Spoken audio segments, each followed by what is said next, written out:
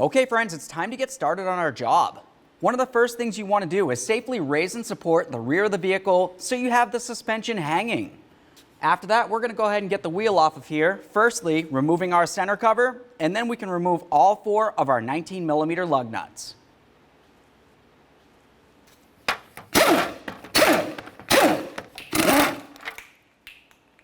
Now let's remove all 4 of our 19mm lug nuts.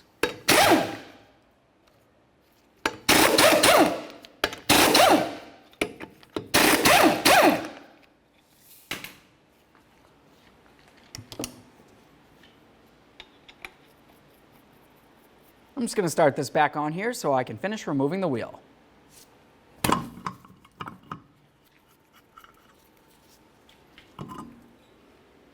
All right, so now that we have the wheel off of there, we have a nice clear view of our rear coil springs. To be able to remove the coil spring, you're going to have to do the same process on both sides of the vehicle. You do these as a pair. Now with that said, we're going to have to move along to removing part of the shock and especially moving along to this area right here. This is a bracket that holds your brake line and your flex hose to the body of the vehicle. You want to make sure that you remove this 10mm headed nut so you have plenty of slack from this area.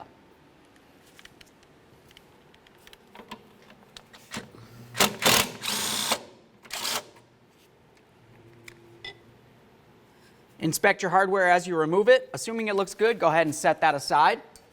Now we're just going to grab onto this. We'll give it a little wiggle. Should want to pop right off of there.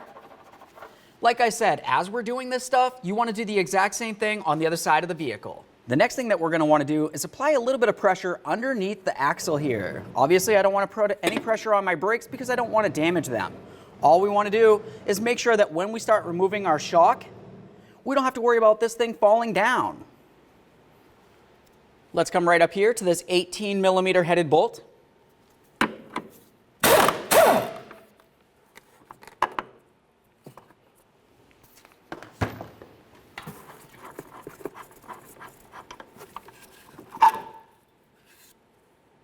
Now that we have the top shock bolt out and we have slack coming from our flex hose area, we're going to do the exact same thing on the other side. After that, we can start lowering down the axle so we can remove our coil springs.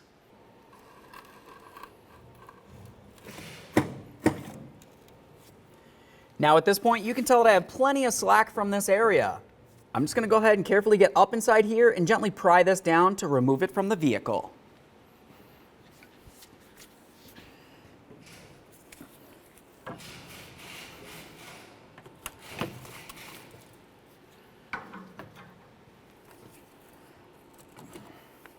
Now, once you have it out of the car, we're going to continue on to removing our top mount. To do that, I'm just going to carefully hold on to the bottom of the coil spring with my feet, being very careful not to hurt myself in any way. I'll grab onto this, give it a little twist while I'm lifting it up. Now you want to give this a quick inspection. You want to make sure it doesn't look broken or damaged. As you can tell, this one's a little bit worn. It would be a good idea to go ahead and replace it. Overall, it's not really in too bad of condition. I feel confident enough to reuse it. There it is, friends. Now that we have the spring out of this area, let's go ahead and clean down the surface.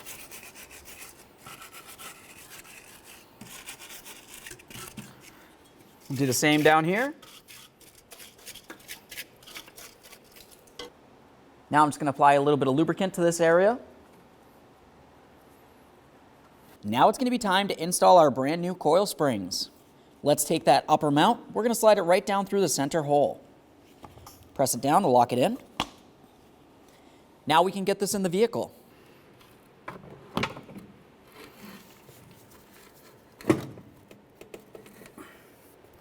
Now that we have one side coil spring inside the car, we're going to continue over to the other side of the car. We're going to do the exact same thing while it's still apart. Once you have that side in as well, you can continue on by putting in your 2 upper shock bolts. We'll slide that right on through. Start it in by hand.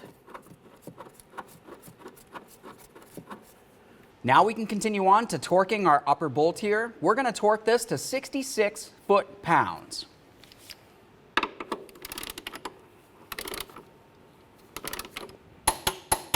Now let's reach in here. We're going to reattach our bracket for the flex hose. We'll just slide it right on over its mounting bolt hole. You also have an alignment little piton that needs to fit into this small groove. Once you have it on there, continue on with your 10mm headed nut. We'll start that on and snug it up.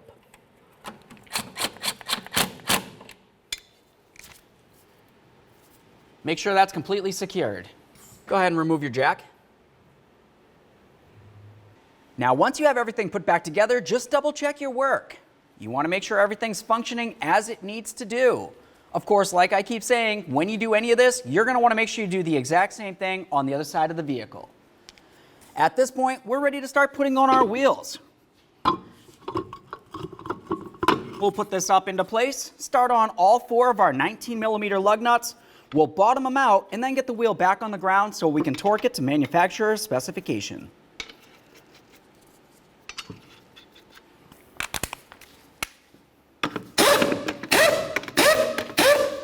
Now, with the wheels safely back down on the ground, let's continue on to torquing each of our 4 19mm lug nuts to 100 foot-pounds.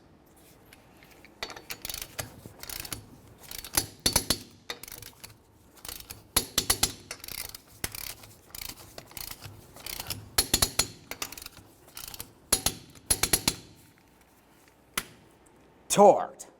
Of course, if you have a hubcap of some sort, you're going to want to put that on now.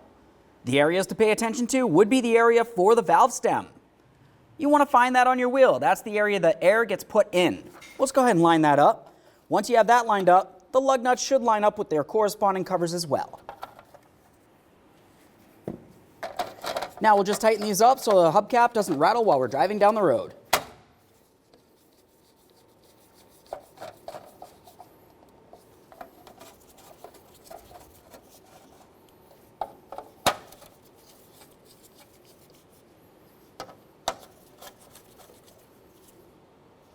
Okay friends, we got the car back together.